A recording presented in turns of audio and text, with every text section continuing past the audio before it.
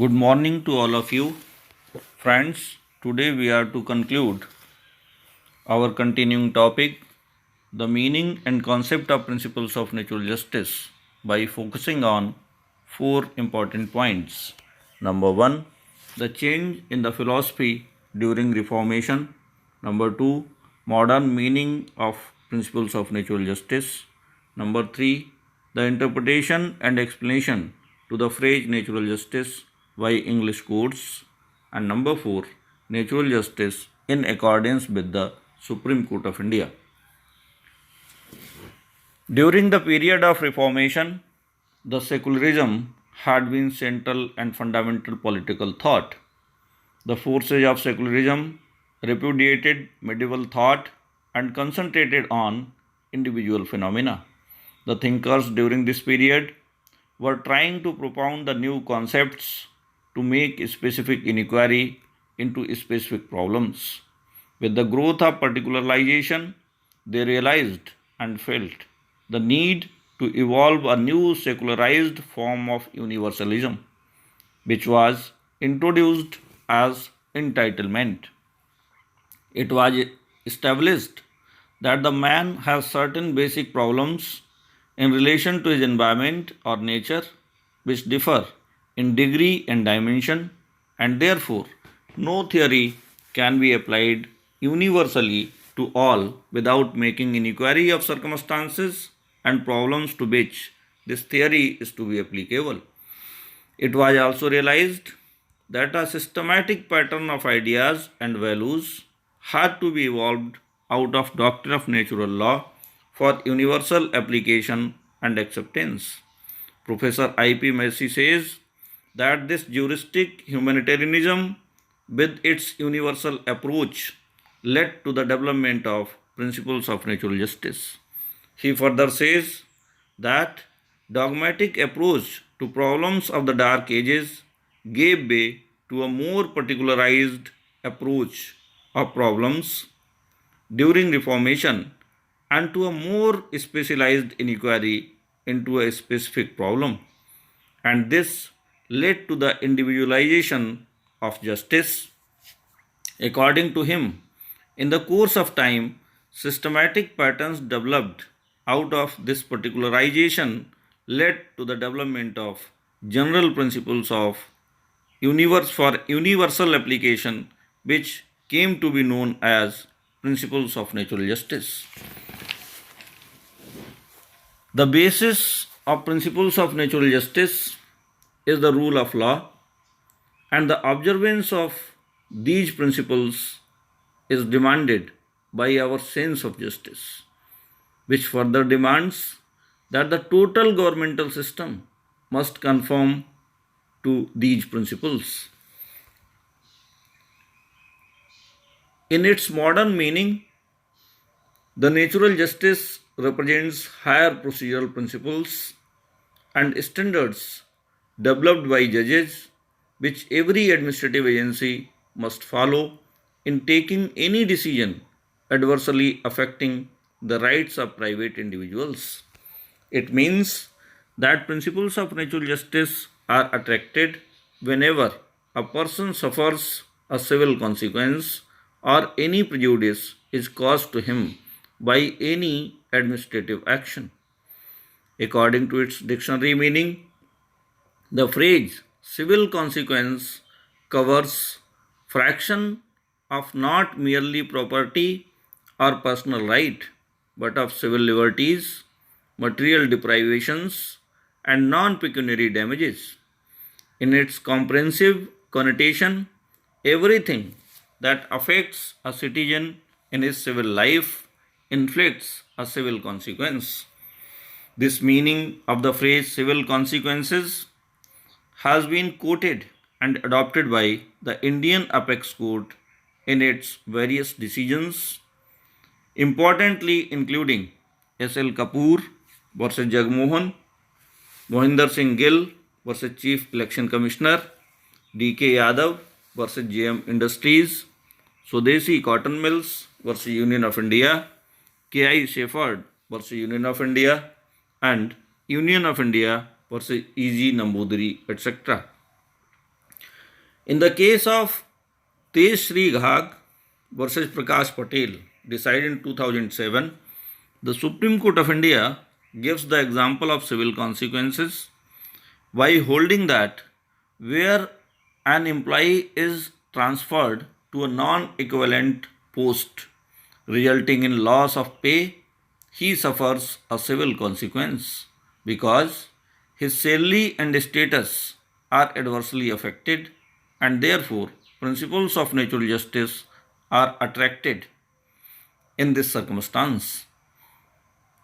In the cases of SEBI versus Akshaya Infrastructure Private Limited and Dhampal Satyapal Limited versus CCE, decided respectively in 2014 and 2015, the Supreme Court of India has held that the application of principles of natural justice is not dependent of any statutory provision, and wherever a prejudice is caused, the principles are necessarily attracted.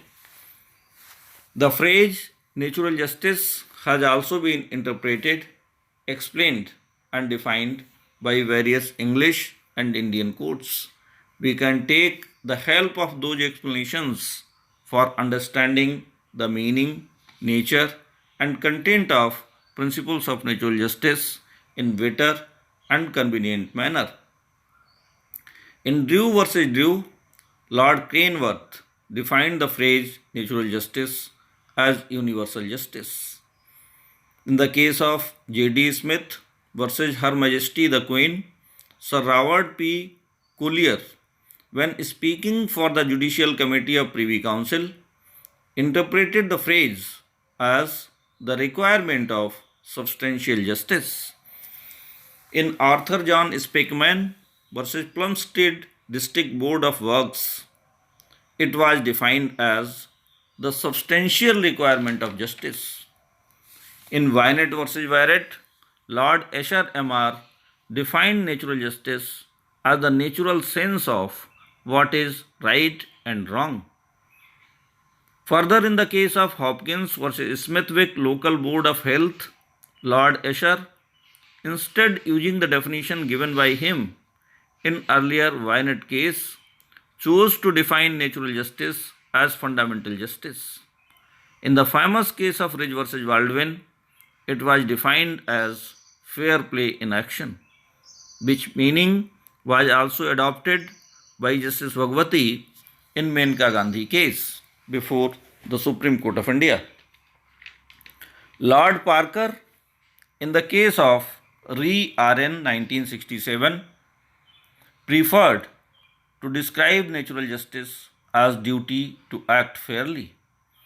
In the case of Regina versus Secretary of State for Home Affairs, the natural justice was described as common fairness. Friends, the Supreme Court of India, in the case of Biswanathan versus Abdul Wajid, stated that the court rendering the judgment must observe the minimum requirement of natural justice, which means that it must be composed of impartial persons acting fairly without bias and in good faith. It must give reasonable notice to the parties to the dispute and afford each party adequate opportunity of presenting his own case.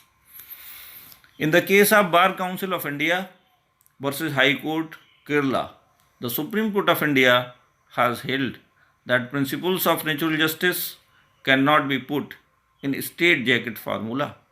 It must be viewed in flexibility, and when there is complaint of violation of principles of natural justice, the court may insist on proof of prejudice before interfering or setting aside an order.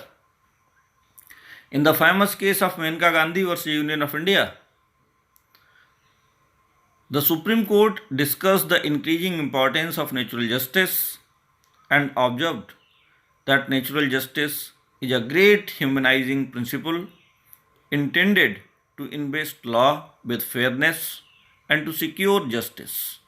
The apex court extracted the speech of Lord Morris in the House of Lords, in which he states that the soul of natural justice is fair play in action, and that is why it has received the widest recognition throughout the democratic world.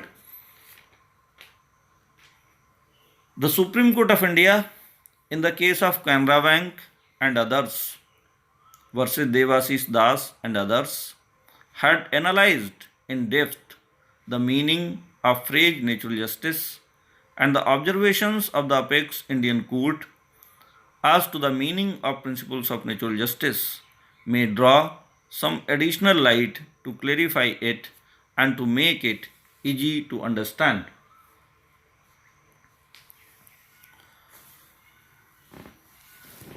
According to the Supreme Court of India, natural justice is another name of common sense justice.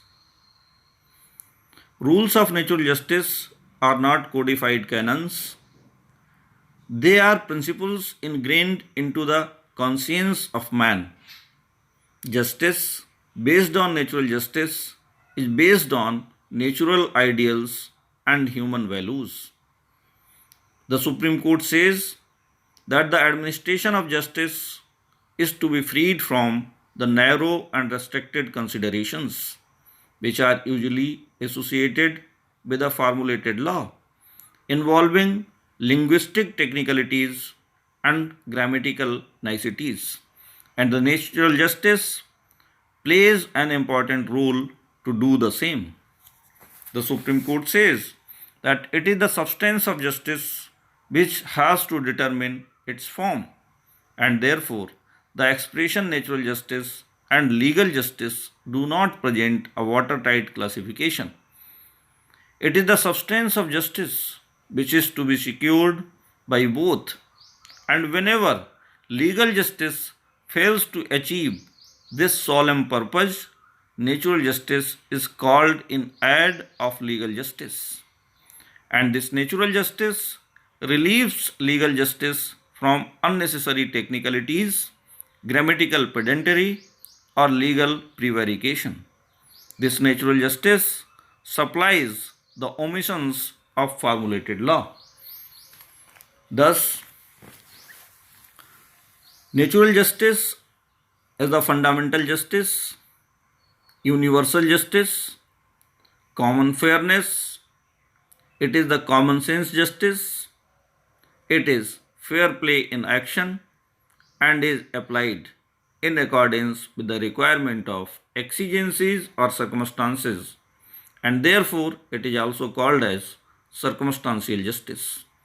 It is the minimum fair procedure which the administrative authorities are bound to follow in making the decision during the exercise of administrative and administrative adjudicatory powers or performance of such functions. In the case of Tulsi Ram Patel versus Union of India, the Supreme Court considered the issue as to how the principles of natural justice had been interpreted by courts and within what limits are they to be confined. It was stated that by a process of judicial interpretation, two rules have been evolved representing the principles of natural justice in judicial process, including therein quasi-judicial and administrative process. They being, number 1, the rule against bias, number 2, the rule of hearing, that is the rule of audi alteram partem, which we will discuss in the next part of our discussion. Thank you.